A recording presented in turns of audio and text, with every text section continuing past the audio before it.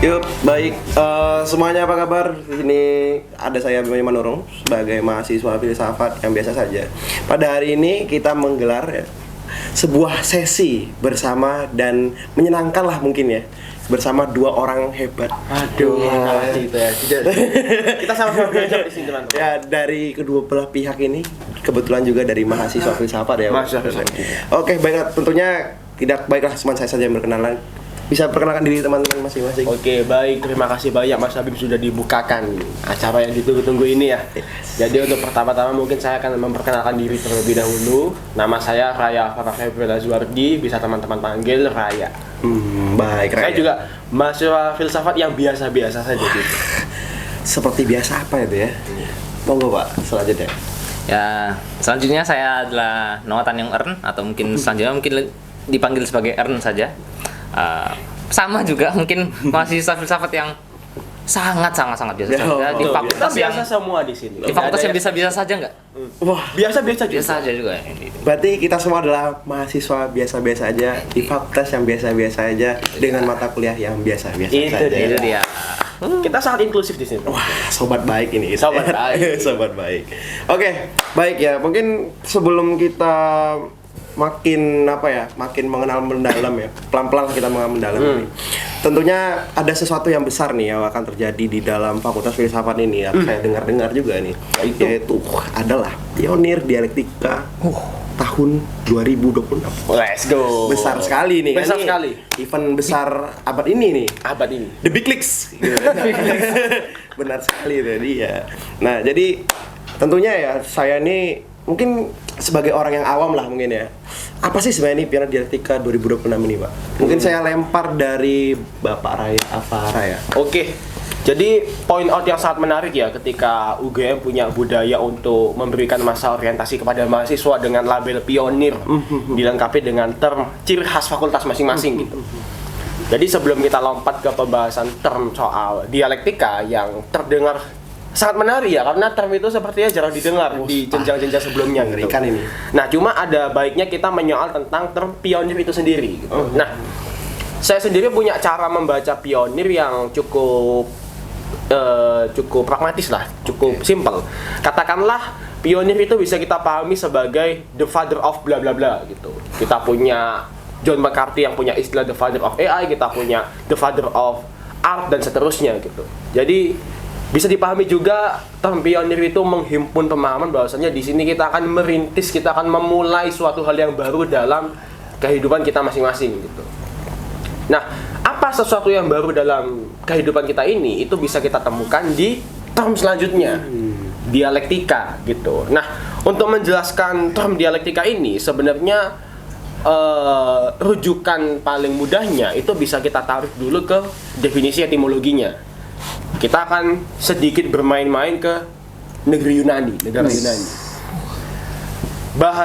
Kata dialektika itu sendiri diserap dari bahasa Yunani, aslinya adalah dialektike. Oke. Yang kalau kita terjemahkan ke bahasa Indonesia, sebenarnya artinya itu adalah seni berdialog atau seni berdebat. Seni berdebat ya, Pak. Ya, dan itu adalah attitude yang coba kita tanamkan di jiwa-jiwa para filsuf muda. Mengapa demikian? Karena ada satu penyakit warisan. Apa itu, Pak? Yang perlu kita antisipasi secepat mungkin. Yakni kemampuan membedakan belajar filsafat dan berfilsafat. Oke. Membedakan pendidikan formal filsafat dan berfilsafat itu sendiri. Nah, apa yang coba dihimpun dengan dialektika itu coba kita tekankan bahwasannya attitude untuk berfilsafat itu penting. Attitude untuk berani mempertanyakan sesuatu itu penting. Attitude untuk membangkitkan nalar kritis, tidak berhenti di satu jawaban yang dogmatis itu diperlukan. Pun memang membangkitkan attitude semacam ini tidak mudah dan tidak murah harganya. Ada rasa takut yang harus dilawan, ada semacam diktum psikologis yang coba dirubah dan seterusnya. Pun sejarah membuktikan para pendahulu-pendahulu kita yang kita sebut sebagai filsuf juga melakukan hal demikian. Rata-rata apa yang kita sebut sebagai filsuf punya attitude yang kurang lebih sama. Seperti yang disebutkan barusan, berdialektika. Socrates membuktikannya dengan sebuah metode, dengan bertanya di pasar-pasar, di lorong-lorong bangunan di Athena sana. Hegel menjelaskannya dengan konsep gerak sejarah dengan konsep yang cukup awam dipahami tesis, antitesis, dan sintesisnya, lalu dirubah oleh Marx dengan mereduksinya ke hal yang material, dan seterusnya. Kita kan banyak menemui model dialektika di filsuf yang berbeda pula. Dan di sini, di Fakultas Filsafat UGM, kita mencoba menanamkan hal yang sama. Pun menanamkan hal yang sama, juga dengan bentuk representasi yang berbeda. Pada akhirnya, Filmut juga diberikan kebebasan untuk menentukan orientasi filsafatnya seperti apa. Cuma sedari awal kita mengingatkan bagaimana caranya untuk menjadi seperti demikian. Attitude-nya apa? Attitude berdialektika tadi. Attitude keterbukaan pikiran, attitude kerendahan hati intelektual itu coba ditanamkan dan diingatkan sedari awal di rangkaian Pionir Dialektika 2026 ini. Jadi kurang lebih seperti itu Mas Abi. Pembacaan Pionir Dialektika 2026. Berarti mencoba merangkum bagaimana berdefinisi ya untuk para mungkin teman-teman yang awam ataupun juga mungkin teman-teman filsuf muda yang mungkin akan membersamai kita ya. Betul. Di waktu kedepannya gitu. Yes. Wah, ini besar sekali nih. Mungkin ini menjadi sesuatu yang mungkin bukan hanya kita tunggu secara pribadi ya. Itu dia. Mungkin juga dari ya. Baik. Tapi kan ini kita udah jelas lah kita mulai tampil dialektika 2026 ini tentang apa. Kita mungkin paling enggak lah ya mengenai tentang definisinya gitu. Tapi tentunya kan ada sesuatu yang di dalamnya mungkin. Tadi mungkin kita belum dapat nih mungkin dari Bapak Raya. Tapi coba mungkin ya kita tanya ke Bapak Noah mungkin Itu dia, misalnya. silakan. Nah, Apa Bapak Noah ini tentunya kan ada sebuah tempat gitu misalnya ya, yang dimana nih kita biasa bersinambung di sini, kita beraktivitas di sini, filsafat. Nah, menurut Bapak sendiri yang mungkin coba dirangkum dalam Pionir Dialektika nih, filsafat macam apa yang mereka coba berikan, mereka tawarkan mungkin? Mungkin kalau dari saya, pertama-tama mungkin kita perlu menyadari bahwasannya cara orang berfilsafat tuh beda-beda. Betul. Tapi sebenarnya dalam lingkup yang ada dalam studi ilmu filsafat sendiri, dan juga itu juga studi ilmu filsafat juga sebagai salah satu cara berfilsafat juga saya percaya. Terus dia ada satu, katakanlah satu reduksionis atau tidak, tapi kepercayaan bahwa filsafat tuh pada akhirnya juga tentang berargumen kan. Cara berargumen yang baik, cara berreasoning yang baik untuk membangun argumen itu juga saya rasa tercerminkan dari kata dialektika tadi kan ya. Seni berdialog. Nah, saya sendiri cukup yakin bahwasannya walaupun memang tidak ada satu definisi clear tentang apa tuh filsafat secara pasti, tapi kalau saya sendiri tuh mengamini filsafat, dan sebenarnya saya rasa juga dari pola-pola tendensi berfilsafat itu datang dengan soal menyoal tentang realitas. Masa kalau kita mencoba, umumnya kita mengetahui filsafat sama ini kan secara etimologis sebagai philo dan sophia, cinta dan kebijaksanaan, cinta akan kebijaksanaan. Nah, atau juga kita mungkin soal mengenal filsafat sebagai cara memakna atau mencari kebenaran gitu ya. Kebenaran seperti apa itu memang hal yang lebih lanjut juga dapat dipersoalkan. Tapi satu hal yang tidak dapat dipungkiri, kita tuh hidup di dunia ini hidup dalam suatu realitas. Suatu realitas kita ditempatkan pada suatu ruang dan waktu yang tentu tidak hanya terbatas secara fisika saja, 3 dimensi atau waktu dengan dimensi keempat yang makroskopis tidak sebatas saja, tapi segala dinamika yang ada dalam realitas itu kita juga turut hidup di atas. Bahkan setiap orang, saya bisa percaya, punya cara masing-masing dalam memakna realitas itu tersendiri. Itu sendiri akan membentuk dinamika dan mungkin kadang konfrontasi satu sama lain. Nah, maka dari itu saya rasa selain filsafat itu adalah bentuk dan cara kita tuh memakna terhadap realitas. Mungkin di sini kata kebijaksanaannya baru bisa masuk, yaitu ketika bagaimana kita tuh tidak hanya menjadi seorang katakanlah intelektual yang ya bisa dengan clear, dengan clarity menjelaskan ABC and so on, tetapi kita juga bisa bijak di dalamnya gitu kan ya. Realitas yang seperti apa itu yang katakanlah bisa baik terhadap sesama, realitas seperti apakah yang bisa kita pilih dan lain-lain sih.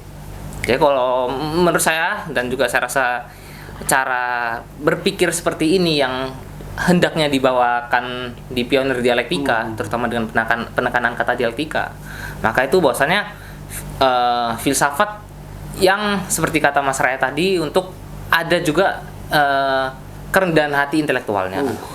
Dan juga pada akhirnya selain kita kerendahan hati intelektual, kita tuh juga bisa tetap memiliki semangat intelektual untuk kalau kita umumnya orang berfilsafat distigmakan dengan orang yang selalu menerus bertanya, selalu memiliki suatu curiosity atau rasa keingintahuan.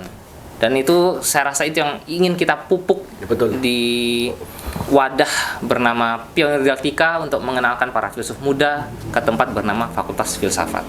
Oke, berarti sesuatu yang mungkin dari definisi mungkin dari filsafat ini itu seperti apa mungkin ya? Mungkin yang coba ditawarkan untuk mungkin teman-teman yang nanti filsuf muda, teman-teman nanti yang juga berdinamika mungkin di lingkungan kita mungkin ya, ataupun ya mungkin orang-orang yang filsafat yang mungkin mencoba bridging kita, atau mungkin banyak sekali lah mungkin yang bisa kita mungkin kita temukan lah gitu ya dinamikanya gitu. Oke, baik.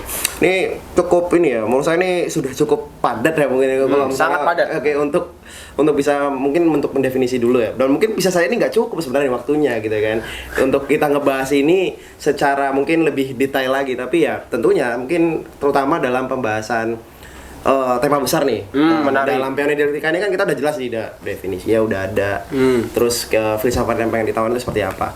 Nah, tapi kan dalam filsafat ini yang dicoba di branding maupun dicoba diberikan itu kan ada isinya. Nah, isinya ini apa sih? Nah, dari yang saya tahu sebenarnya branding besar dari tema besar Pionir Dialektika itu adalah the philosophy in complexity era gitu ya.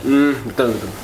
Learning to question the world, atau yang kita sebut aja ya filsafat di era kompleksitas, belajar untuk menanyakan dunia gitu. Betul. Wow, ini sebuah hal yang besar ini kan tentunya kan, tema besar di fakultas yang biasa saja. Wow juga gitu kan. perlu kita bedah ini mungkin. Nah, mungkin saya akan mulai menanyakan kepada kita semua lah mungkin ya. Sebenarnya kompleksitas yang dimaksud dalam Pionir Dialektika ini apa? Mungkin saya akan lempar mungkin dari Bapak Raya. Oke. Gimana Pak? Jadi gini teman-teman, sebelum kita soal menyoal tentang apa itu kompleks, term yang ada di tema besar kita, ada satu Easter egg sebenarnya dalam tema besar kita. Jadi para teman-teman filsuf muda, tema besar kita itu ada 3. Ada 3 yang tersebar di 3 media yang berbeda juga. Wah, banyak sekali ya Pak. Nah, jadi tema besar yang barusan kalian dengar, filsafat di era kompleksitas, belajar untuk mempertanyakan dunia, itu hanya satu dari 3 tema besar. Yang sebenarnya dua tema besar lainnya itu lahir dari kecelakaan sebenarnya. Oke. Gimana tuh? Easter egg-nya adalah silakan kalian cari sendiri. Di mana? Tema besar itu. Clue-nya masih di sosial media kita. Masih di sosial media Dialektika UGM. Stay tune. Itu dia. Jadi kembali ke pertanyaan awal ya. Apa sebenarnya yang coba kita sampaikan dengan mengatakan filsafat di era kompleksitas, belajar untuk mempertanyakan dunia? Apa yang kita maksud dengan kompleks gitu? Kenapa kita suka menggunakan term kompleks? Kenapa kita cukup intuitif untuk mengatakan dunia ini kompleks, dunia ini rumit? Kenapa kita bisa mengatakan yang satu kompleks dan yang satu tidak? Pada akhirnya apa yang dimaksud dengan kompleks? Itu yang coba kita persoalkan di sini. Nah, setidaknya untuk merangkum segala pembahasan di atas, katakanlah seperti ini kawan-kawan. Apa yang kita maksud dengan kompleks itu bisa kita telisik dari apa yang coba kita sampaikan ketika kita mengatakan berfilsafat. Apa berfilsafat itu? Kita sudah mention di awal. Nah, berfilsafat di sini itu memang punya definisi. Sebagaimana filsafat itu punya banyak sekali definisi. Dan bagi saya juga benar, tidak ada definisi tunggal yang bisa menghimpun semua keberagaman model filsafat ini. Cuma ada satu definisi yang cukup umum untuk mendefinisikan kerja-kerja filsafat dalam artian ini berfilsafat. Kita di sini mengenalnya dengan istilah proses penyingkapan dunia, atau meminjam bahasa Yunani kita mengenal dengan konsep aletheia. Nah, bagaimana kita memahami suatu metafora menyingkap dunia ini? Itu bisa kita pahami dengan berbagai cara. Salah satunya dengan mengasumsikan ada tirai yang menyelubungi realitas itu, dan coba kita buka dengan pisau analisis kita. Dan somehow sejarah membuktikan selama manusia mencoba menyingkap realitas ini, tidak hanya satu pisau yang digunakan. Kita melibatkan banyak manusia, banyak buah pemikiran, banyak konsep, banyak latar belakang untuk berusaha menyingkap dunia ini. Dan itulah yang dinamakan dengan kompleks. Ketika ada suatu hal yang memerlukan banyak sekali pisau bedah analisis, kita memerlukan kerja komunal, kita perlu kerja kolektif untuk menyingkap entah apa itu kebenaran, apa yang bermoral, apa yang baik, apa yang buruk, apa yang indah, dan seterusnya. Misteri-misteri dunia itu yang coba kita singkap atas nama kompleksitas. Somehow, ada sesuatu yang salah ketika kita mereduksi dengan naif kalau realitas itu biasa-biasa saja. Realitas itu simple. Realitas itu bisa dibedah dengan satu sudut pandang saja. Entah kenapa akan ada selalu patahan zaman ketika kita pahami demikian. Cuma, hal yang perlu kita pahami di sini adalah jangan dipahami kompleksitas itu sebagai gerakan anti-intelektual. Pada akhirnya, ketika kita mengatakan suatu hal itu kompleks, seperti yang dikatakan Mas Ern, kita punya argumentasi kenapa kita mengatakan suatu hal itu kompleks. Jangan sampai kita mengompleks-ngomplekskan sesuatu yang simpel supaya terlihat pintar gitu kan. Nah, masalahnya, masalah fakultas filsafat itu sebenarnya. Kita suka menggunakan bahasa yang melangi tanpa menjelaskan apa itu artinya dan seterusnya. Catatan kaki lah ini. Catatan kaki untuk kita semua itu. Untuk kita semua. Untuk orang seperti kita yang biasa-biasa saja. Jadi, kembali ke pertanyaan utamanya, apa itu kompleks? Simple. Bagi saya, itu adalah kondisi yang selalu melekat dalam realitas ini, di mana kita memerlukan banyak pisau bedah analisis untuk menyingkap realitas. Yang mana realitas itu sendiri sudah terdiri dari berbagai hal. Jadi bagi saya ada implikasi logis kenapa kita perlu banyak pisau bedah analisis, karena realitas sudah seperti itu. Bagi saya itu kompleksitas yang dimaksud yang coba dicandra oleh tema besar kita. Cukup ini ya Pak ya, sangat besar dan mungkin cukup ini ya, mungkin dari saya sendiri juga nih, wah mungkin ini bukan hanya podcast tidak cukup juga. Tidak cukup, kita perlu 10 mungkin baru bisa menerangkan ini ya kan, per termnya mungkin bisa dikatakan gitu. Tapi ya tentunya ada satu tema apa ya, bisa bilang salah satu bagian dari tema besar ini yang mungkin dengan tadi kita membahas tentang kompleksitas itu memang bagaimana kita mencakupi ya berbagai macam, ternyata ketika kita menggunakan definisi dari salah satu mata pisau ini ternyata nggak cukup gitu kan. Tentunya ini adalah kompleksitas itu gitu kan. Tapi kan ya ini adalah bagaimana kita sistem bekerja itu sendiri di dalam kompleksitasnya gitu. Tapi adalah wadah yang menampung itu, tempat, latar gitu kan. Nah, di sini kan mungkin kita belum menemukan itu tadi gitu. Betul. Tadi kan saya juga belum menanyakan juga kan. Tapi kan mungkin Bapak Noah nih mungkin bisa menjelaskan bagaimana sebenarnya era kompleksitas itu apa sih yang dimaksud dari Dialektika 26 ini? Kalau dari pembacaan saya sih, saya meyakini bahwasannya tentu kita nih hidup di masa sekarang dan kita nih makhluk manusia yang dapat melihat kepada sejarah yang telah ada. Itu adalah suatu privilege saya rasa. Yang dimana saya percaya bahwasannya hal pertama yang mendasar itu setiap zaman itu mempunyai permasalahan yang tersendiri. Betul. Permasalahan ini apa? Ya, sebagaimana ada kompleksitas, saya percaya hal yang dicoba untuk dipersoalkan dari kompleksitasnya adalah problematika zaman. Yang dimana problematika zaman ini juga bisa muncul dari karena berbagai hal. Masa kayak apakah karena ada suatu dominasi pisau bedah tertentu pada zaman tertentu untuk sehingga kasarannya tidak ada ruang bagi pisau bedah lain, ataukah memang seluruh realitas yang telah turut dibangun dan pisau bedah yang telah turut dipakai itu mulai clash satu dengan lain. Yang dimana itu saya rasa menjadi problematika zaman kita. Kita ini sudah berdiri di atas suatu kesejarahan yang sangat panjang, saya rasa.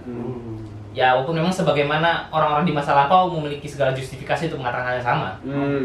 Cuma saya rasa tak dapat dipungkiri berdiri pada suatu masa yang kini kita telah turut mewarisi banyak sekali pisau bedah, banyak sekali problematika yang bahkan tampaknya belum terselesaikan sejak zaman dulu tuh, entah kenapa gitu ya. Entah memang dikarenakan memang tidak ada jawaban akhir ataukah bagaimana. Cuma akhirnya kita berdiri pada realitas yang baik secara natural somehow bisa turut memunculkan problematikanya, ataukah realitas sosial, realitas keilmuan yang orang-orang dulu telah bangun dan kita meneruskannya dan itu menjadi permasalahan dengan masa kita sekarang. Mungkin bisa saya mention tuh terkait masa sekarang kita tuh dipersoalkan dengan subjektivitas katakanlah. Oke. Maksudnya subjektivitas saya rasa itu juga, kalau pembacaan saya sama sekali juga turut lahir dari permasalahan bahwasannya ketika kita semua sudah cukup kewalahan dengan segala tumpukan pisau-pisau bedah ini, yang dimana pada akhirnya pisau-pisau bedah ini pun hingga taraf tertentu kita sebagai manusia ini yang memiliki suatu keinginan, lebih memiliki keinginan untuk mencari kebenaran yang clear, yang instan bahkan, tapi tidak ingin berproses. Nah itu saya rasa itu yang menjadi turut ke permasalahan kompleksitas masa sekarang. Jadi masa sekarang tuh saya rasa kita berdiri di atas, sebagai layaknya piramid, kita berdiri di atas tumpukan batu dan batu lainnya, dan kita berdiri di atas ini sekarang. Yang semoga kita tidak menjadi sombong dengan berdiri di atas. Enggak kok, ini habis ini piramidnya hancur kali. Waduh. Basoka piramidnya. Ya, habis ini kita untuk hilang entah kemana. Terlalu ini ya, terlalu berbahaya mungkin ya nanti ya. Kemana nih kita, apakah nanti kita jadi SPBG? Saya tidak tahu gitu ya. Tapi oke, baik. Tadi Bapak Noah yang sedang menjelaskan tentang bagaimana ternyata era kompleksitas itu dimaksud adalah bagaimana dosa-dosa dari mata pisau yang ada ini menjadi satu cakupan yang besar dan jadilah bangunan kompleks yang menyikapi lah bagaimana realitas ini ditangkap oleh seluruh manusia gitu ya. Dan inilah menjadi prosesi yang mungkin cukup sulit lah untuk kita semua, mungkin perlu untuk menyikapinya dan perlu proses untuk mempelajarinya gitu ya. Dan ya mungkin inilah yang mungkin dimaksud dengan individuasi, dan mungkin untuk mencapai taraf mungkin kebijaksanaan dimaksud oleh dialektika ataupun filsafat yang secara umum mungkin ya. Oke, baik. Tentunya ya kita ini semua dalam pembahasan ini kan ada pertanyaan besar sebenarnya yang kebetulan di dalam masalah kontemporer ini lebih ditekankan gitu, dan kebetulan juga lagi besar gitu di jagat maya, di daerah sekitar kita bahkan, dan orangnya ini adalah orang dalam selimut kita juga masalahnya, menggunakan perspektif kita gitu masalahnya. Nah sebenarnya apakah yang bisa menjadi daya tawar dari filsafat dalam dunia praksis gitu, dalam hal-hal yang praktis, relevan disebutnya? Apakah filsafat ini relevan? Itu pertanyaan selanjutnya.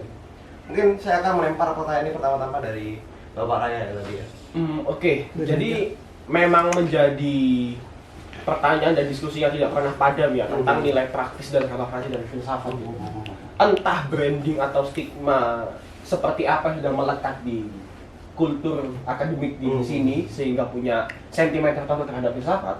Cuma memang bagi saya adalah pertanyaan yang cukup masuk akal untuk menyoal di mana sisi praktis dari filsafat, di mana kebergunaan dan kebermanfaatan dari filsafat, apa relevansinya dengan zaman sekarang. Cuma bagi saya sebelum menyoal hal seperti itu ada beberapa hal yang perlu dijelaskan terlebih dahulu. Setidaknya ada dua hal. Apa yang kita maksud dengan relevan dan apa yang kita maksud dengan praktis.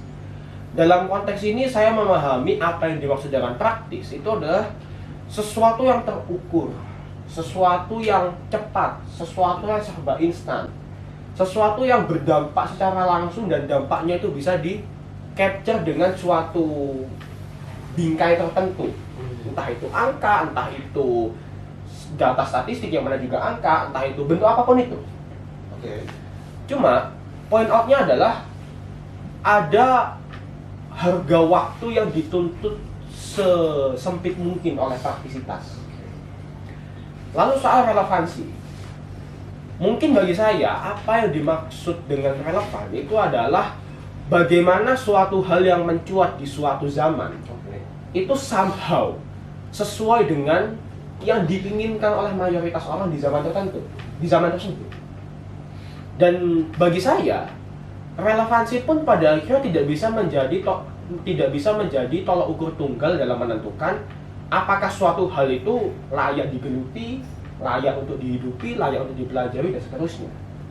Nah, melihat hal ini sebenarnya saya pribadi pun cukup mengakui kalau memang dalam beberapa artian filsafat memang lag atau kurang dalam hal praktisnya. Mengapa demikian? Pun alasannya cukup masuk akal bagi saya. Karena ketika kita dituntut untuk berani mempertanyakan banyak hal, ketika kita dituntut untuk berani mempersoalkan jawaban yang sudah tiba, ketika kita dituntut untuk menyoal hal hingga taraf paling radikal, ada waktu di sana. Kita perlu jeda sejenak untuk bisa melakukan hal demikian, untuk melakukan attitude demikian. Kita perlu punya keberanian untuk quote and quote mengasingkan diri dari arus utama realitas yang diderive oleh banyak tendensi dan benar-benar merenung dan berkontemplasi apa yang sebenarnya terjadi di sini. Dan mungkin itulah konsekuensi logis kenapa pada akhirnya orang-orang mempertanyakan apa hal yang praktis yang bisa didapat dari filsafat ini. Pun sebenarnya bagi saya tidak ada kontradiksi penuh untuk mengatakan filsafat itu bisa praktis, filsafat itu bisa relevan. Asalkan kita memahami filsafat itu sebagai sebuah metode atau attitude atau sikap yang bisa kita lekatkan ke masing-masing individu, bahkan nggak hanya ke penggiat filsafat. Kalau kita notice apa yang saya sampaikan tadi tentang attitude A, B, C, sebenarnya kan tidak harus menjadi seorang filsuf untuk melakukan demikian. Cuma somehow attitude seperti itu diperkenalkan lebih awal di filsafat.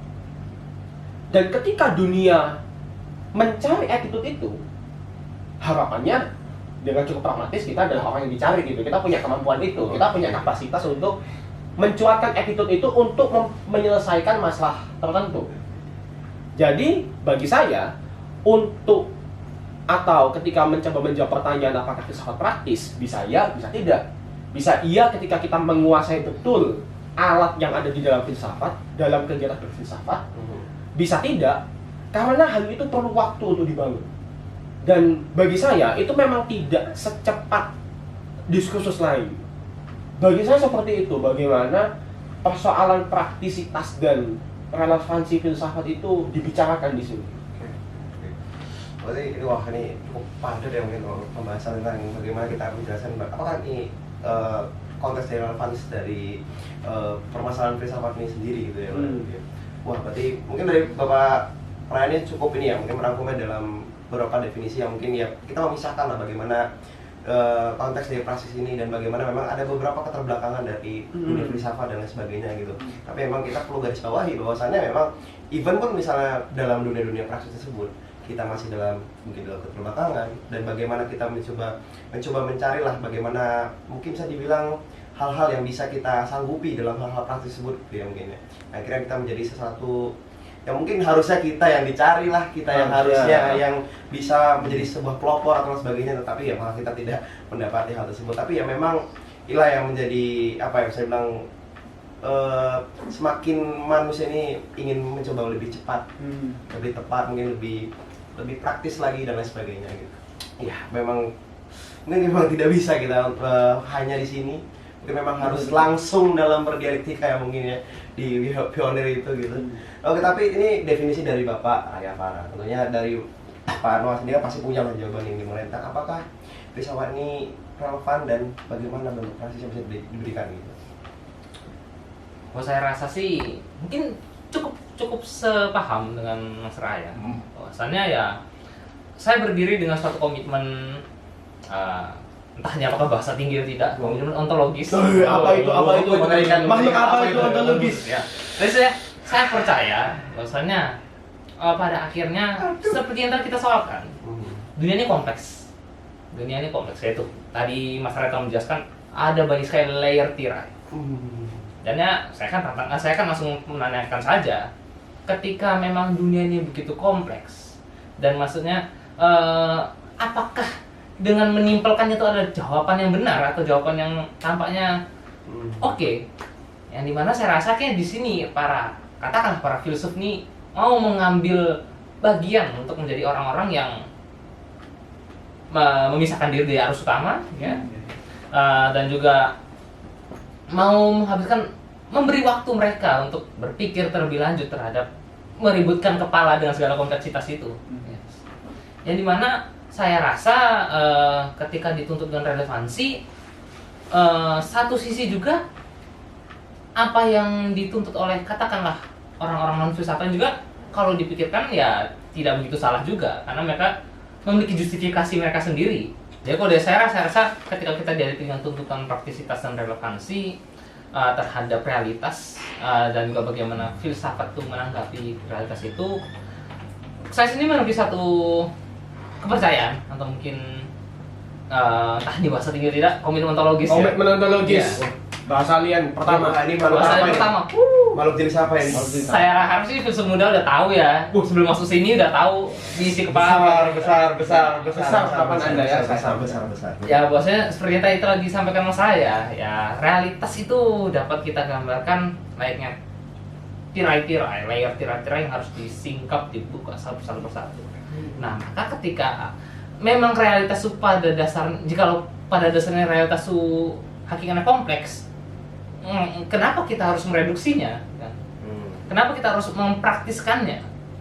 Dan saya rasa di sini juga para penggiat kefilsafatan itu sebagai orang-orang yang mau untuk mengorbankan waktu mereka untuk berpikir terlebih lanjut dan juga mengorbankan segala kepusingan pikiran mereka untuk mempersoal dan kompleksitas yang saya rasa juga tidak mudah untuk dipersoalkan.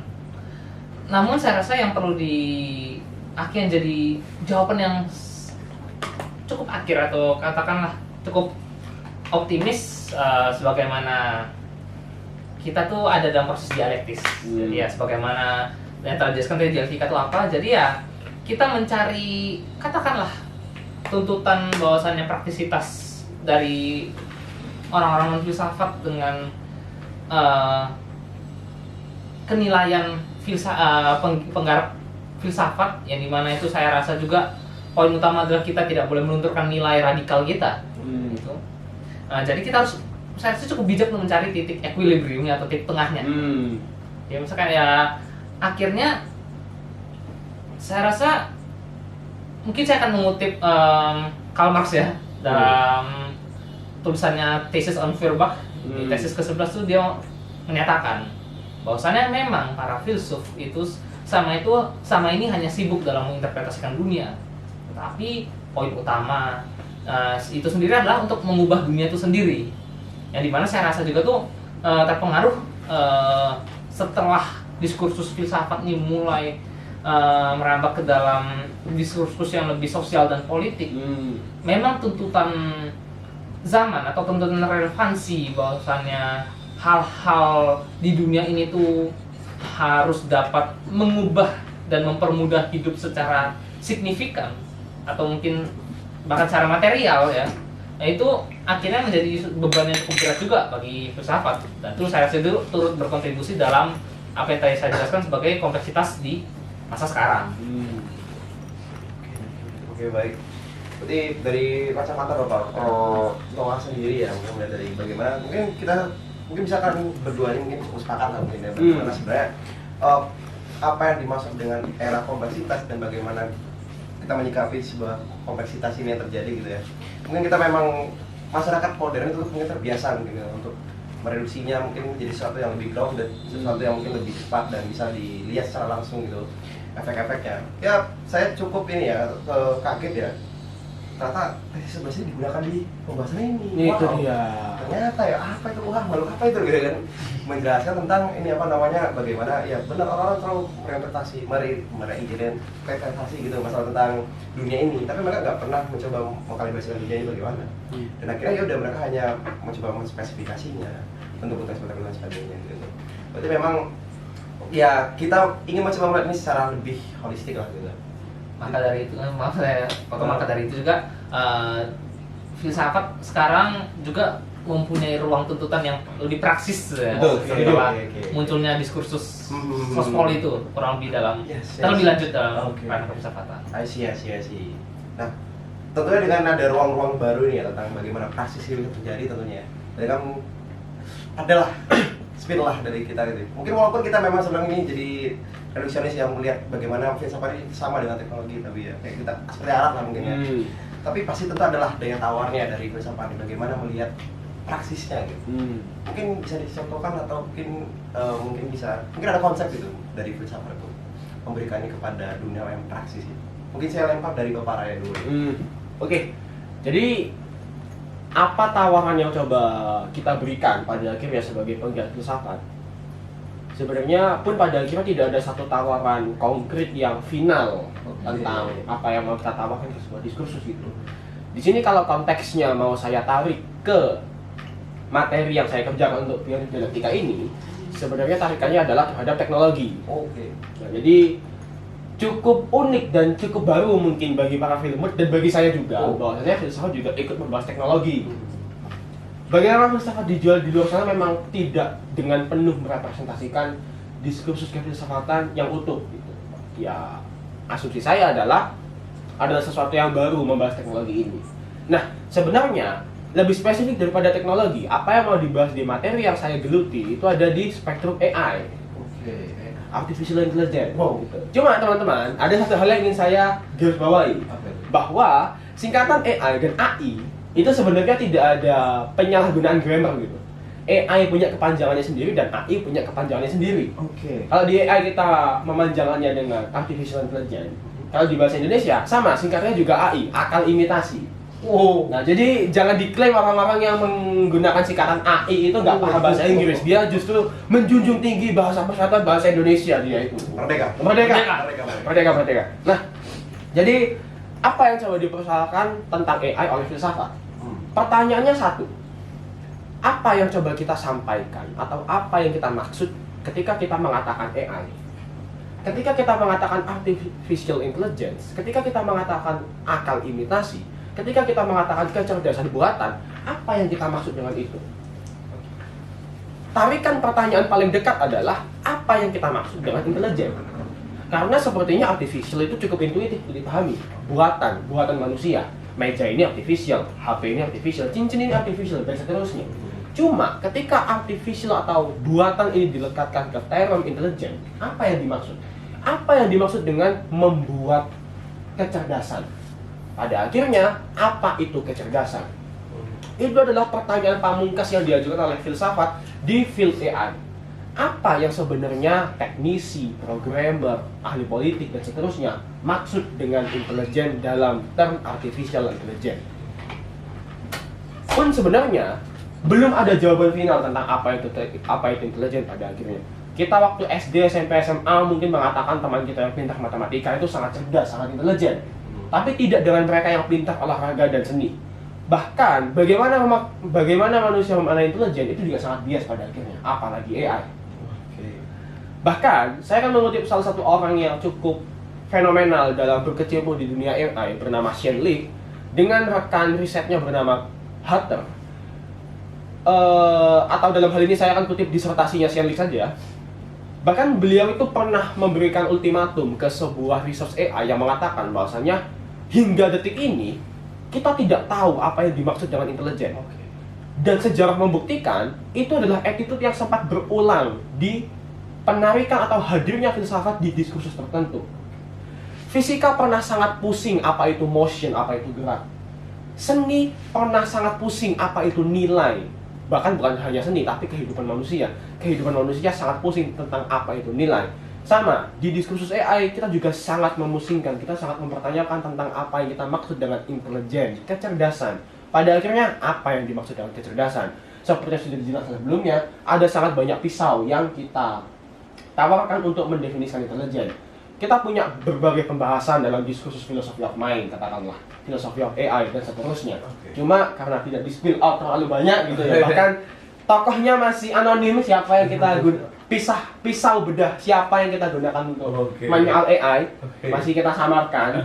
Cuma teman-teman pada akhirnya materi apa yang kalian akan temui kalau ada di kelas saya? Di kelas ini.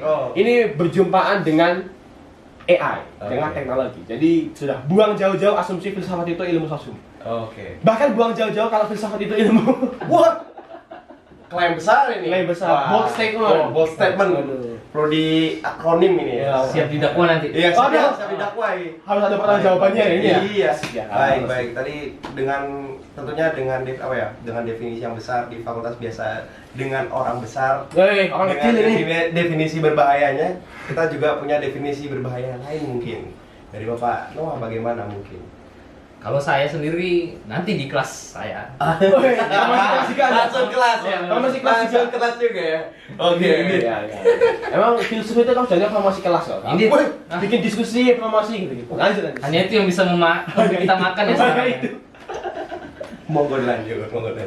Jadi kalau Mas Raya ini membahas tentang katakanlah dengan spektrum yang desain dan teknologi, saya membahas pembahasan yang ada di seberang jalan itu. Seberang jalan. Kalau di UGM di Jalan Kaliurang, Mas Raya ke kanan, saya ke kiri. Oh iya betul. Ke kiri. Itu diskusi yang lebih ke arah sospol. Entah apakah filsafat itu dapat reduksi ke sosum atau tidak, cuma saya salah satu hal yang dipersoalkannya pasti persoalan sosum. Yang dimana saya membahas lebih lanjut adalah mengenai isu demokrasi. Itu dia. Besar sekali.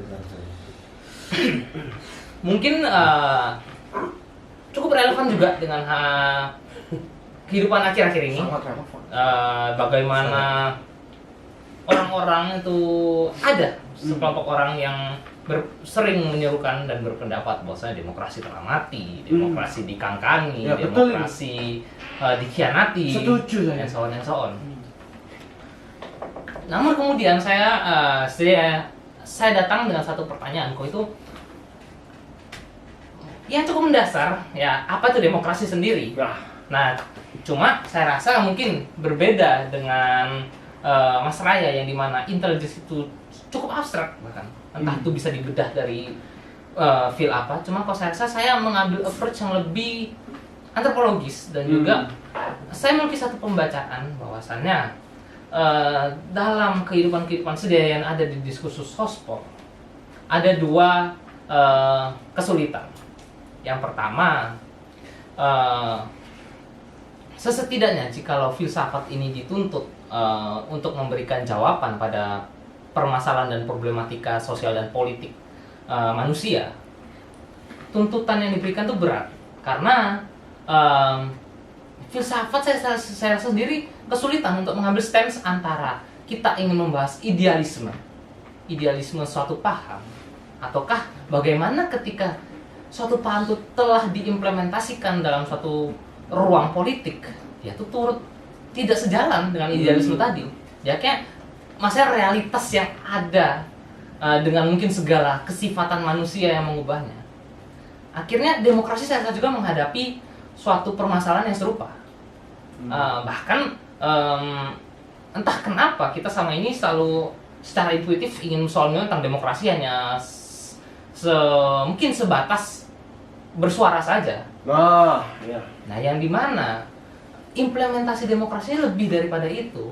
Dia tidak hanya soal mengenai hak-hak bersuara, hak-hak untuk memilih dan lain-lain, tetapi lebih jauh daripada itu, demokrasi itu soal menyontang kehidupan negara. Ketika kita sudah disatukan dalam suatu negara dan mengamini demokrasi, kita sudah berada harus ya memiliki pertanggungjawaban terlebih lanjut. Yang dimana mungkin dalam pembahasan saya yang kedua yang cukup menarik, saya ingin mempersoalkan bagaimana pada masa sekarang entah mengapa demokrasi diamini seolah-olah sebagai nilai universal. Maksudnya seolah-olah itu adalah virtue yang absolut. Mungkin ketika seseorang itu tidak menghargai pendapat orang lain, dia langsung dicap ademokratis. Dia langsung dicap tidak menghargai demokrasi. Maka sebenarnya di mana sih batas-batas seseorang itu dapat menghidupi demokrasi? Cuma dalam pembahasan saya lanjut dengan kedua pisau beda yang akan saya bawa nanti, yang mungkin tidak akan saya spill di sini. Tidak di-spill, jangan di-spill. Nantikan saja.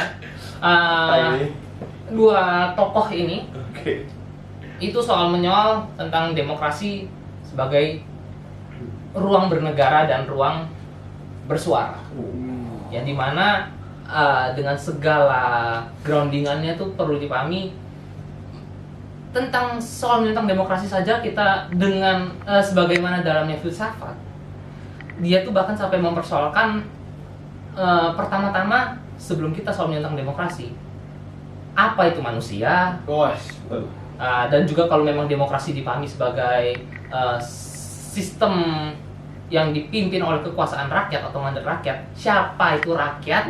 Ya. Dan bahkan mungkin satu satu statement yang bisa diambil secara mentah-mentah dari Demokratos bahwasanya sistem pemerintahan oleh rakyat, maka sistemnya seperti apa dia itu dapat diimplementasikannya, dan kekuasaannya seperti apa rakyat ini miliki dalam ruang mereka untuk berdemokrasi. Jadi kurang lebih saya ingin mencoba untuk mengupas cukup tuntas lah, harapan bisa cukup tuntas. Tentang mencoba untuk saya rasa meng-sort out permasalahan ketika kita berbicara demokrasi yang mana yang sepantasnya dan demokrasi mana yang mungkin bisa kita implementasikan pada masa sekarang. Itu nanti kalau dikupas dengan tuntas ada potensi pembacaan Indonesia cocok jadi negara nih Pak. Wah, Wah, besar ini. Besar. Kasus Ini atas nama demokrasi itu sendiri, Wow. saya membuka Oke. posibilitas. oh iya, Oke. semuanya itu mungkin ya. Semuanya mungkin. Iya. Siapa tahu kan semua orang bersuara dan sepakat. Oke, ayo kita. Dan itu hasil demokrasi juga. Itu dia, Itu betul. dia. Oke teman-teman, kalau nanti waktu kelas AI kosong, berarti saya sedang didampingi LBH berarti. Saya sedang tidak baik-baik saja. Oke, baik. Terima kasih Bapak Noah tadi penjelasan tentang demokrasi, tadi Bapak Raya juga sudah menjelaskan tentang teknologi, bagaimana kedua belah pihak ini mencoba menyelesaikan ya masalah kompleksitas yang ada di dunia, dari mark yang ada di dalam peta intelektual pengetahuan dan bagaimana manusia ini bisa bekerja di dunia. Mungkin itu aja yang kita bahas. Sisanya tentunya ya akan dilaksanakan di Piala Dialektika 2026 ya. Itu dia. Ya, kesepakatan lah ini ya. Mm-mm. Dan kesepakatan bagi kalian yang menonton juga ya.